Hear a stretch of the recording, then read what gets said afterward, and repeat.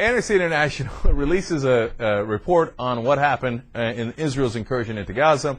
Hamas is blamed in the report for basically what is, in essence, war crimes because they were bombing civilian areas of Israel, and, you know, according to the international rules of war, etc., that you can't indiscriminately fire bombs into civilian areas. I think that's correct.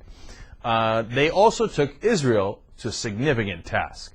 They said what they did in unnecessarily killing civilians was also a war crime and illegal under international law.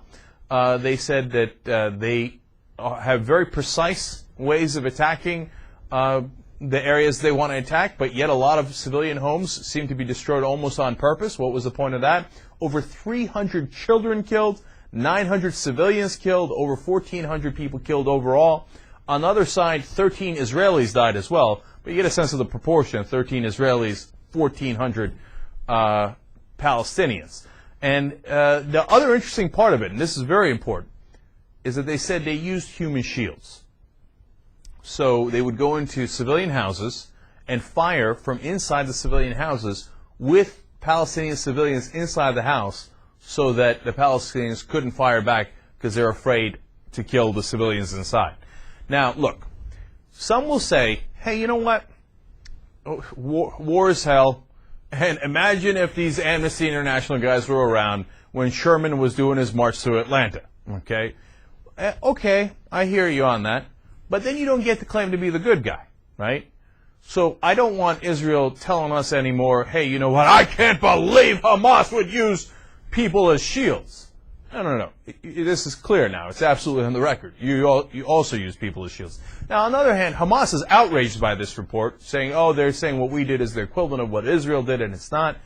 But wait a minute now. It is clear international law that you cannot fire into civilian territories. You don't know where your bombs are going. You're clearly firing into civilian territories. 13 people have died, and it's also wrong. Now, look, you can draw any conclusions you like about whether it's equivalent or not equivalent. 100 times the number of people died on the Palestinian side, et cetera, et cetera. Leave those conclusions to you, but you just didn't. And look, you can say on the positive side for the Palestinians, well, they don't have the ability to pinpoint their targets as the Israelis do, so when Israelis misfire all the time and demolish homes, etc., you have to wonder if they're actually misfiring. On the other hand, Hamas doesn't have the kind of weapons that Israel does, so, you know, you say, hey, I only killed 13 people, but that's because you could only kill 13 people. Would Hamas have killed 1,400 if they could have? My guess is yes. Keep it real, okay? So both sides here have significant issues. I'm not equating them, but I'm telling you what they did wrong on both sides. Now, we have a report from Europe that also explains this. Let's go to that because they're going to talk to somebody from Amnesty International who's going to explain it a little bit more in detail as well. It's clip number 7. Indiscriminate killings, the use of human shields. These are just some of the accusations made by Amnesty International after extensive research on what really happened during the Israeli Gaza offensive 6 months ago. Findings are disturbing.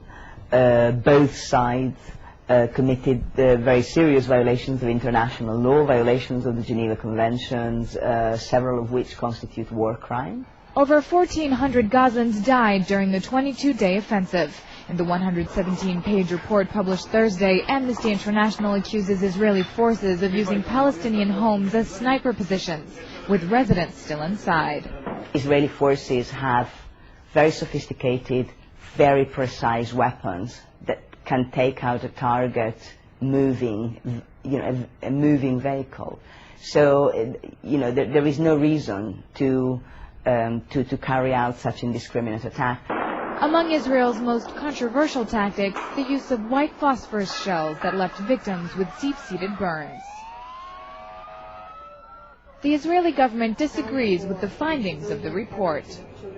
Israel made every possible effort to keep the innocent civilian population out of the conflict. We tried to be as surgical as is humanly possible in a difficult combat situation.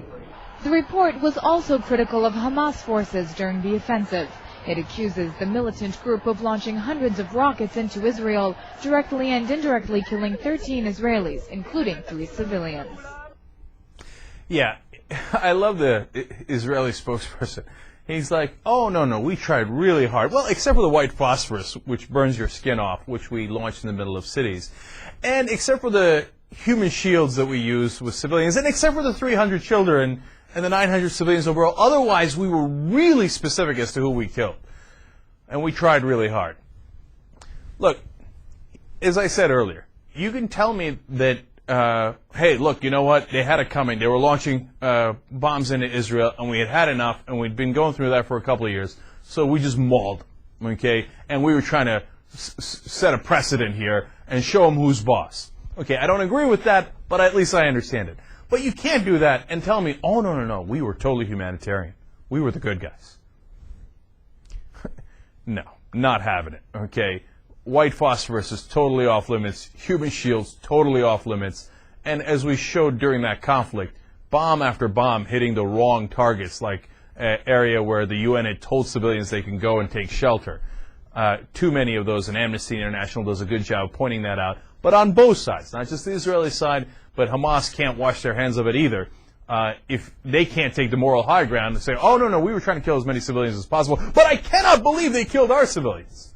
Well, both sides are guilty in that. Now, however much guilt you assign to each side, oh, God, you can have that conversation until the end of time. So have at it, Hoss.